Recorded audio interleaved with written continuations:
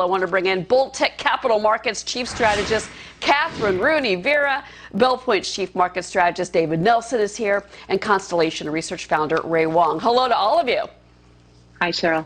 Hey, guys. Hey, hello. Lot to get through today. So, Kathryn, I want to start with you and just kind of get your initial assessment on the market.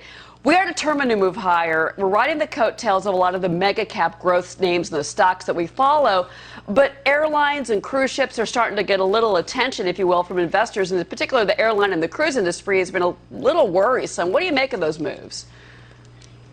Well, look, I think that we all have to look at what's been the main motor of this market surge in the past couple of months and decide if it's going to continue. And that is exclusively stimuli, but both from the Federal Reserve and the U.S. government. And I expect both to come with additional stimulus. So, yes, markets are going to go higher. I think that we need to be investing in tech when there's a dip.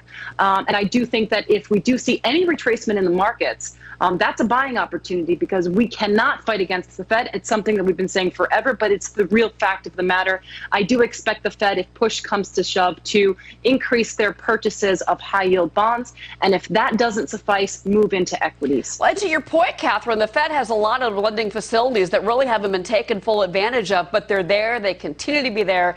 Jay Powell made that very clear during the Fed press conference. Absolutely. And David, you've always been, fully vested in the markets, but I'm wondering if you, when you see the numbers go up and up and up, if you start to kind of look for a dip to maybe, or excuse me, maybe a peak, to maybe pull a little bit of cash off the table, which some say is kind of a smart strategy with all the volatility we're seeing. Look, I'm not blind to what's going on, Cheryl. We have a market melt-up right now, but you have to ask yourself, what's the competing asset class? Outside of gold, where is capital going to go? Even in the S&P 500, you got a 1.9% dividend yield. Compare that to a 10-year Treasury at 50 basis points. The top 5 stocks, maybe the worrisome part is it's very top-heavy. The top 5 stocks represent 23% of the market cap, but just 16% of the earnings. You know, it's interesting, too, because the president says that and we're going to go back to the TikTok story. Again, we've been covering this all day, certainly. But the president thinks that the federal government should get a cut at any potential Microsoft deal to buy TikTok. And there are reports out there that Google, Facebook may also be interested in buying the video app. Ray, I got to get your take on this. I mean, obviously, there's a lot of debate and controversy around the government getting a piece of this. It's probably doubtful with all of the legalities, but what do you make of the overall structure, and in particular the news that Facebook and Google may be looking at TikTok as well?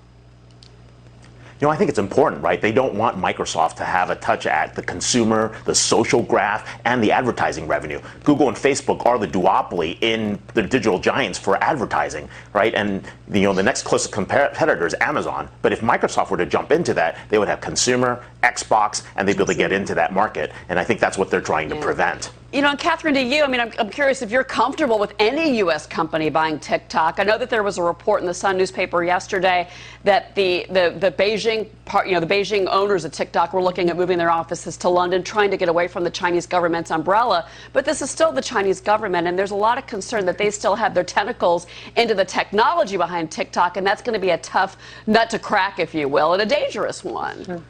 No, a dangerous one. I completely agree, and I think that from a national security standpoint, it isn't, something that we would ideally like to have, keeping the content in the hands of China. So I've had serious concerns with regard to content and who manipulates that and who has the ability to keep that content, and that remains starkly in the Chinese government. From a Microsoft perspective, it does make sense for them.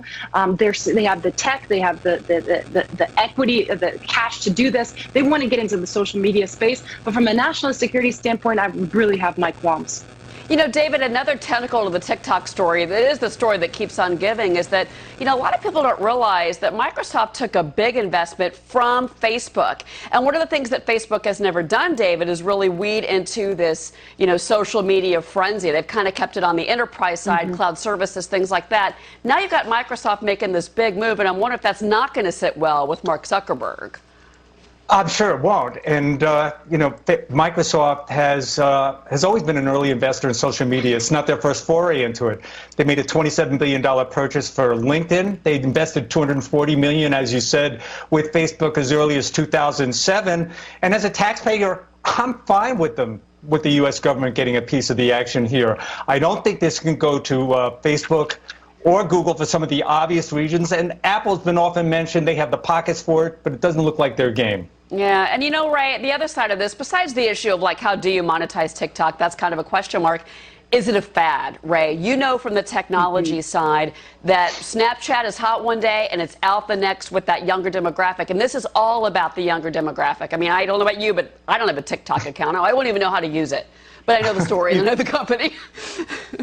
Either would I. It is. It's really about getting to the younger demographic, and that's really what they want to do. They've been expanding into those younger demographics in the gaming space as well as in trying to get to GitHub. They're trying to get the younger developers, and it's a really smart strategy on Microsoft's part to go after that market. Apple is totally not in that market. Apple does not want to be in the advertising market. They're a subscription model. If they go in that market, that would basically mean they would give that as part of a subscription, but it doesn't look like that, and I think they've confirmed that they're not interested.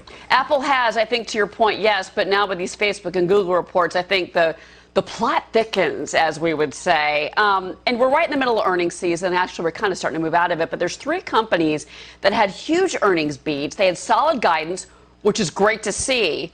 But then they're actually trending lower today, and we're looking at some. Ray, how does an investor know the difference between a pause and the beginning of a turn lower? And we're not looking at the stocks here. Here we go. These are the ones I wanted to bring up. You're looking at Chegg. You're looking at Cirrus Logic and KLA 10 Core. These are tech heavyweight names, but at the same time, except for Chegg, I take that back. But they're actually pulling back when they had good numbers, and I think that surprised a lot of folks today.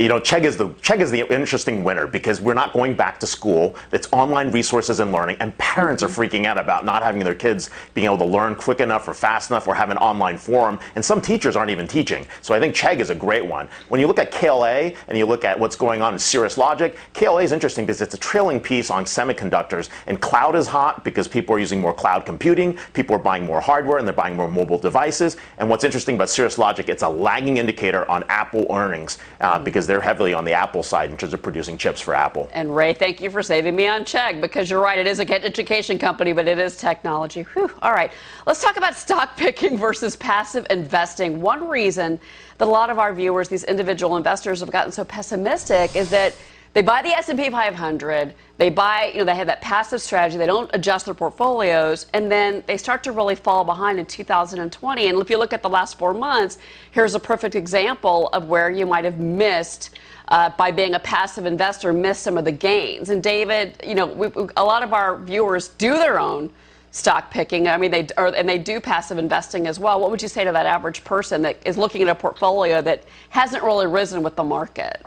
The retail investor is back. I was looking at some data from Morgan Stanley about 3 times the volume right now we're seeing from retail from just a year ago.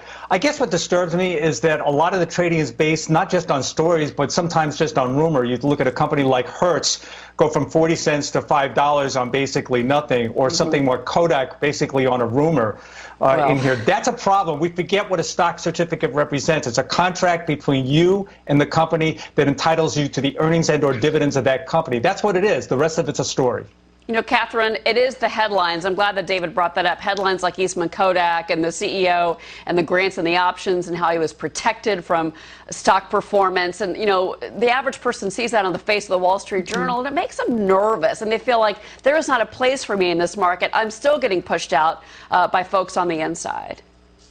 I strongly advise retail investors not to chase this market, and definitely not to buy single name stocks. I'm very much in favor of more passive investment. You may not have seen the upside, but that doesn't mean that these are not volatile markets. They are. This is a manipulated market. The Fed is really driving equity valuations and keeping rates low. So retail investors, be very careful about chasing the markets. What we're seeing is Citadel Securities just put this out saying 25% of the stock market is driven by retail investors right now. Don't chase the market. I like intelligent investing, which is, you go to a platform, they take your risk appetite temperature, and they invest you in kind of a, the robots go to it, and they diversify you rather than single name stock picking. It's very hard to beat these markets. Be very careful. I agree with you, Kathryn. And I'm that type of investor. I'm definitely more of an ETF index kind of gal. And I've been in this market since I was 22 years old. And I will tell you what excites me about this time. One of the few things during a pandemic you can celebrate is younger people are getting involved in the stock market and seeing that they're interested in it. And I really am happy to see that. I really am. Kathryn, David Ray. Guys, great discussion as always. Good to see all of you. Thank you.